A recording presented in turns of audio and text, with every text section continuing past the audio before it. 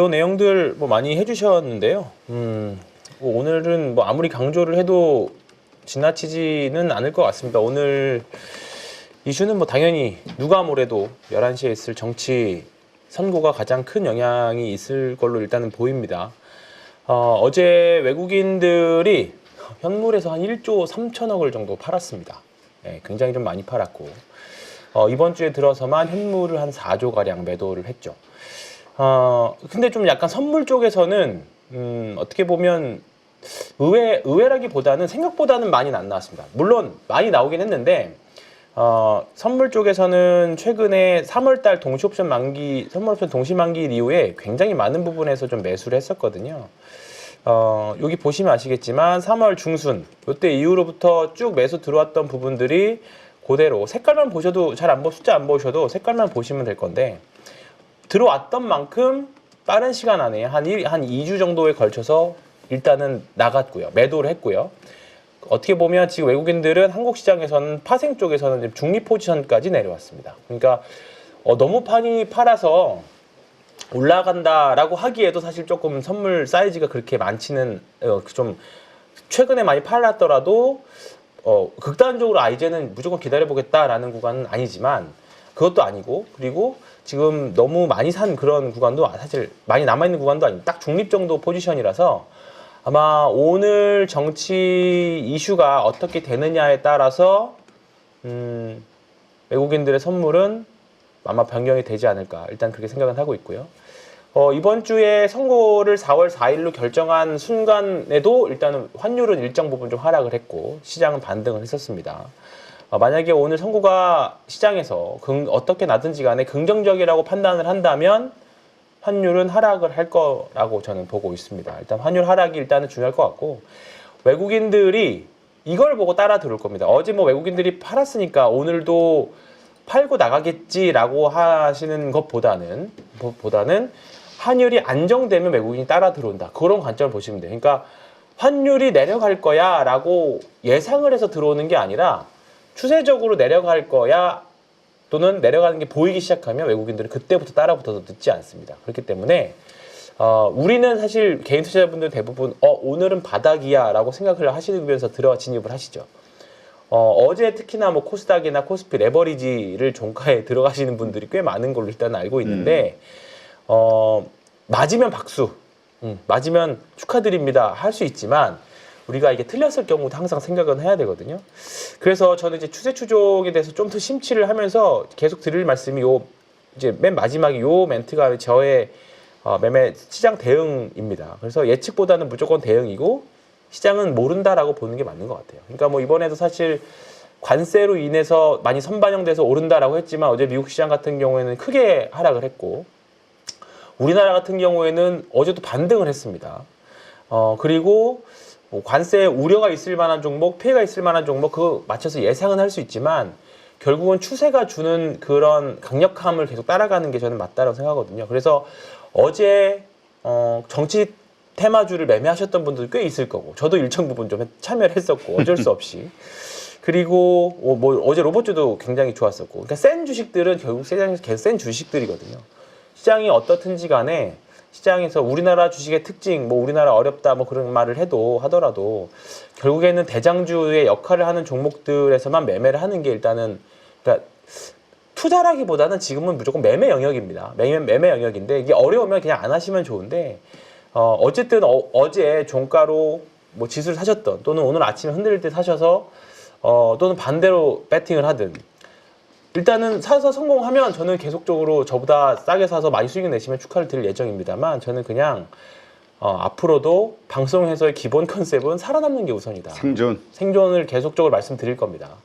왜냐면 어제도 보니까 그러니까 오늘 아침까지 제가 보지 않았지만 어제 모 증권사에서 그날 밤 가장 많이 거래된 해외 주식을 봤더니 테슬라 3배짜리 그 다음에 뭐 오늘 좀 많이 빠졌던 TQQQ 한국 사람이 뭐 그동안 뭐 약간 도박적인 심리를 좋아하는 성격일 수 있지만 2배짜리 3배짜리 종목들을 많이 하시더라고요. 지수든 개별 종목이든지 간에. 그러니까 뭐 사실 뭐 지금 TSLL 같은 경우에는 순식간에 어제 같은 경우에도 많이 빠졌을 거고 지금 세배 주식들은 한번 간밤에 30% 정도씩까지 빠진 주식들도 사실 많이 보이는 것 같아요. 이게 수익 날 때는 정말 짜릿하고 좋기는 한데 우리가 주식하면서 항상 생각을 해야 될 게 결국은 리스크 관리가 저는 가장 우선이라고 보거든요. 근데 이제 그런 관점이라 보면 사실 냉정하게 말씀드리면 어제 지수 때 레버리지 들어간 것도 어떻게 보면 아직은 투기입니다. 아직은 투기인 거고 성공하면 다행인데 그게 아닐 경우도 있으니까 투기를 하셨다면 리스크 관리도 가장 철저하게 하시는 게 좋을 것 같고 이게 개별 주식과 달리 레버리지나 3배짜리를 하게 되면 손절매가 어려워요. 왜냐하면 이게 팔면 반등할 것 같고 그 다음에 일단 기본적으로 손실 금액이 내가 생각한 것보다 2배, 3배가 더 큰 거잖아요. 그러면 이게 눈앞에 손실을 액수를 보면 이게 손절매 하기가 매우 꺼려집니다. 그렇지. 아니 그러니까 네. 빚을 200%를 빚을 내서 했다는 그렇죠. 얘기잖아요. 네. 그러니까 이게 내가 이걸 손실을 감당할 수 있어가 사실 무조건 매도를 해야지라고 생각을 하면서 매매를 하시더라도 손절매를 해야 된다고 하시더라도 그 잔고에 반영되어 있는 손실 금액을 보면 이거 기다릴 것 같으면 올라갈 건데 라는 본전 심리가 작동을 하기 시작하고요. 그리고 절대적인 규모가 커지다 보면 이거를 이만큼을 손실을 보고 어떻게 팔아 또는 이걸 손실을 했을 경우에 어떻게 만회를 하지에 대한 그 심리 때문에 매도를 하더라도 다시 어쩔 수 없이 2배짜리, 3배짜리를 건들 수밖에 없고 빨리 회복을 하기 위해서 또는 이거 기다리면 올라갈 것 같은 데 대한 심리들이 많이 이런 여러 가지 심리들이 작동을 하기 때문에 손절매가 굉장히 어렵습니다. 그래서 저는 하신다면 기계적으로 저는 걸어 놓으셨으면 좋겠어요. 그냥 딱 이 종목을 샀다, 레버리지나 3배짜리 샀다라고 하면 나는 이 가격 깨지면 본주를 판단을 해야겠죠. 깨지면 무조건 매도한다 라는 생각으로 그러니까 결국은 살아남는 게 우선이다라는 걸 말씀드리고 싶고 그러면서 다시 심리를 찾고 하시는 게 좋은데 이번 주 지난주에 그러니까 신용으로만 매매를 해달라 하시는 분들이 있었어요.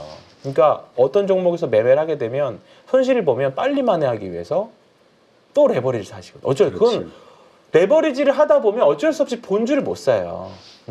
또는 신용으로 하다 보면 현금으로 못 산다고요. 그렇지. 근데 그게 2주 정도만 지속이 되면 어제도 사실 반대 매매 계좌들이 엄청 많이 나오던데 그런 부분들을 고민해 봤을 때 이게 결국은 시장에서 사라지는 거거든요. 그렇기 때문에 생존하는 게 우선이라고 하고 있으면 지금 관세, 정치 변동성 이런 거 있다라고 하면 또 이게 지나고 나면 또 기회는 분명히 그렇지. 있거든요. 아니 그러니까 그냥 주식으로 갖고 있으면 지금 좀 일시적으로 많이 빠졌다 해도 그냥 일단 버틸 수 있죠. 버틸 수 있죠. 있거든. 네, 버틸 수 그러면 있죠. 나중에 그것이 6개월이 됐든 1년이 그렇죠. 됐든 2년이 됐든 뭔가 미래를 볼 수가 맞습니다. 있는데 네.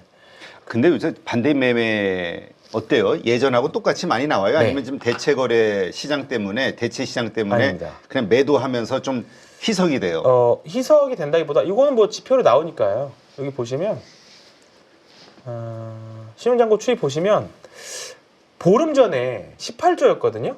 근데 지금 이게 어제까지니까 17조까지 1조가 줄었습니다. 그러니까 절대적인 규모가 일단은 엄청 많지는 않았어요. 우리나라에서 신용잔고가 한 20조는 넘어야 절대 규모가 크다라고 보는데 스타트 라인이 일단은 18조 중반 정도였었습니다. 한 3월 초 정도만 하더라도. 근데 지금 보름만 한 1조가 줄은 거고요. 비율로 보면 꽤 많이 줄은 거거든요.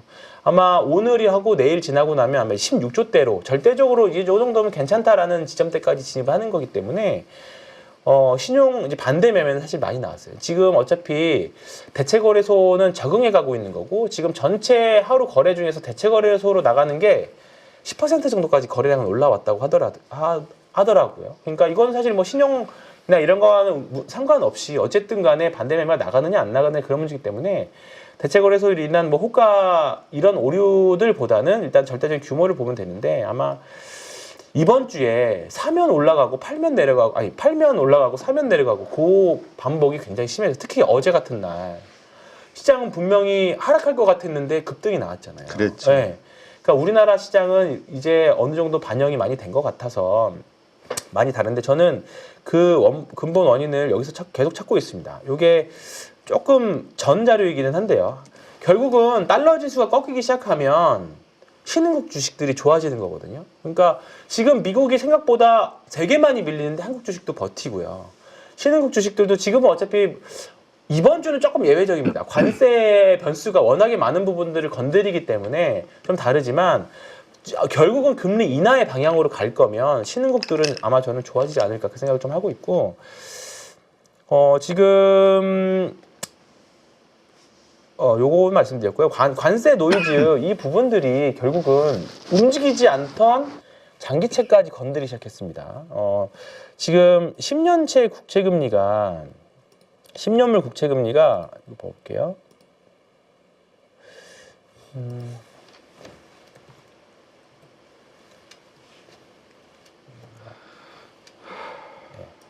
보시면 4% 어제 4% 깨나 봤는데 4.038로 끝났거든요. 계속 사실 여기 보시면 아시겠지만 이 부분에서 3월 달에 계속 4% 중반에서 우상향하고 있어요. 오히려 안 밀리고.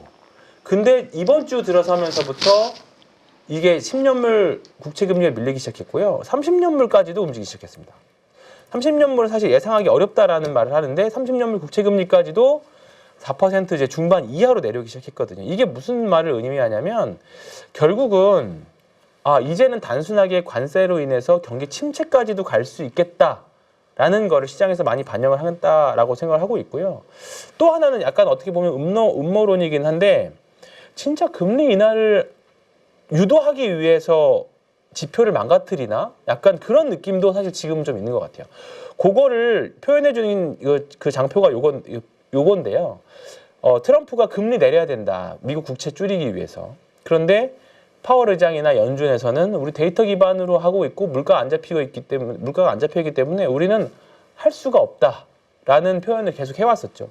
그러면 트럼프는 이걸 망가뜨리기 위해서 일부러 관세가 사실 미 경제에 안 좋은 영향이라는 건 분명히 저는 알고 있다라고 봅니다. 그리고 실제로 관세를 인해서 물가가 경기가 엄청 좋아진다, 미국이 좋아진다, 또는 미국을 위한 관세인데 어제 미국 주식이 빠진다는 건 사실 좀 어불성설이거든요. 그렇기 때문에 결국은 어제 PMI 지수도 굉장히 좀 안 좋게 나왔고, 그러면 결국은 패드가 보고 있는 데이터들을 내가 망가뜨려 버리겠다. 약간 이게 세계 경제 이렇게 되나 싶을 정도로 이런 부분이 트럼프 대통령이 불확실성이다 보니까 이런 부분들이 어려운 부분들인데, 이렇게 되면 관세를 강력하게 함으로 인해서 그러면 지표가 망가지고 그러면 당연히 금리를 인하하게끔, 그러면 지금 결국은 미국은 국채를 계속 사실 말도 안 되게 신규로 찍어내거나 그러면서 사실 지금 커버를 해왔었거든요. 근데 이제 미국 이번 트럼프 정부에서는 국채 이제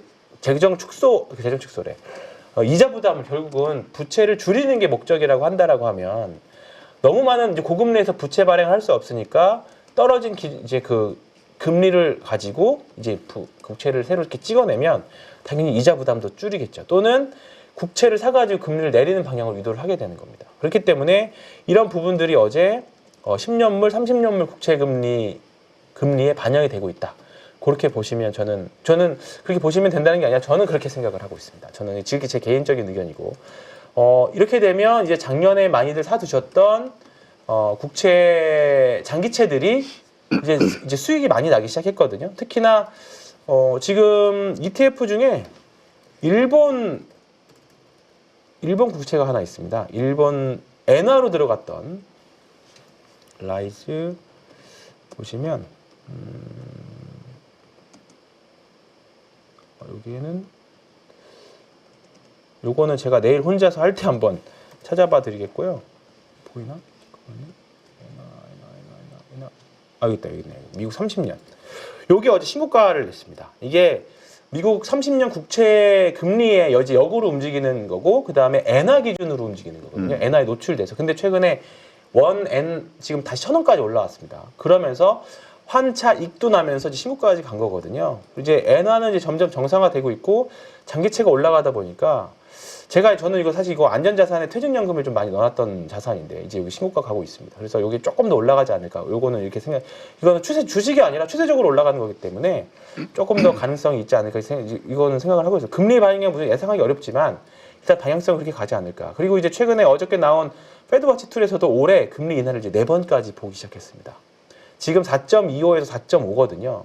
근데 5월 달엔 동결이지만 6월 달에 한 번 인하, 그 다음에 7월 달에 인하, 그 다음에 9월 달, 9월 달에까지 9월이나 10월까지 해서 한 번이나 마지막 연말에 한 번이나 더 해가지고 아직까지는 확률은 낮지만 5월에 4번까지 보는 전망이 나오기 시작했습니다. 그러면 이 부분이 이제 물가가 잡혀서 인하를 하는 것보다기보다 우리가 흔히 말했던 보험성 금리 인하가 아니라 인플레이션 컷이 됩니다. 아니 리세션 컷이 됩니다. 그러면 주식시장은 사실 조금 더 힘들어질 수 있어요. 그러니까 제가 그래서 고점에서 30%가 무섭다고 말씀을 드리는 게 일단 고점에서 30%가 일단 밀리면 미국 주식은 그 추세를 굉장히 강하게 타기 때문에 이제 강세장에서 이제 약세장으로 진입했다라고 할 수도 있는 거고요. 그리고 그 다음은 이제 하락장으로 진입했다고 보기 시작합니다. 그러니까 30%가 굉장히 기준이 큽니다. 그래서 우리나라에서도 제가 알테오젠을 계속 30%를 중요하다고 보는 게 여기 30%가 아니라 25% 정도에서 반등하고 올라왔거든요.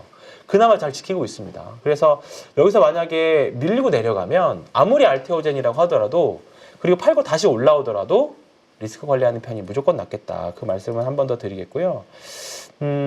이런 부분들이 일단은 지금 미국 시장이 대부분의 기술주들은 다 30%를 깨고 더 추세적으로 하락을 내려가고 있습니다. 그리고 이제 주도주였던 종목들에서만 하나는 겁니다. 뭐 일단 개별주들, 뭐 정책 테마주 이거 30% 했다라고 그거는 의미는 없고요. 시장을 계속 이끌어왔던 주도주들한테만 말씀을 드리는 건데 이제 그런 부분들이 이제 우리나라도 깨지는지 조선주들 깨지는지 봐야 되는 거고 보는 거고요. 짧게. 어쨌든 어제는 관세 영향이 없는 섹터 바이오, 조선, 엔터들이 일단 시장 이끌었고요. 아마 오늘의 한정에서는 굉장히 변동성이 지나가겠지만 관세 이슈 끝나면 여전히 이쪽에서 주도주를 찾는 게 일시적으로 뭐 관세가 트럼프 대통령이 한마디 해가지고 또 올라오면 관세 낙폭이 분명히 세게 올라오긴 하겠습니다만 여전히 주도력은 바이오, 조선, 엔터가 가져갈 수밖에 없는 상황이고요. 어제 미국에서도 마찬가지였습니다. 경기 방어주 섹터들이 분명히 다 좋았어요. 대표적으로 뭐 얘기를 할 수 있는 게 경기 나쁘면 콜라 안 마실 거야? 공기 안 마쁘다고? 그래서 그렇지. 어제 코카콜라는 신고가를 냈고요. 네.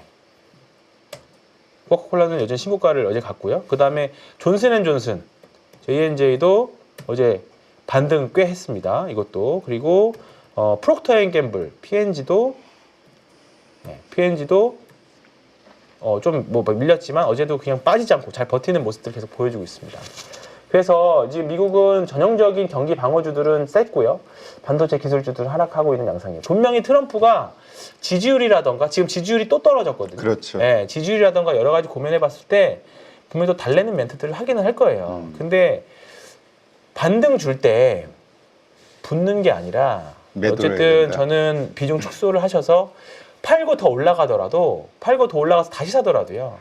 우리가 내려가는 리스크 지금 분명히 신경을 써야 되거든요. 그렇기 때문에 현금을 10%든 20%든 갖고 있으면 굉장히 편해지고 그래도 대응을 이성적으로 할 수 있습니다. 그렇기 때문에 지금은 어쨌든 조금 덜 먹고 살아만 있으면 기회는 분명히 있기 때문에 저는 2배까지는 제가 뭐라고 말씀 못 드렸지만 3배 하는 거는 지금 정말 자살행위입니다. 네, 그렇기 때문에 그 관점 신경 쓰시고 제가 내일 혼자서 단독 진행 또 있기 때문에 거기서 조금 더 자세하게 말씀드리도록 하겠습니다.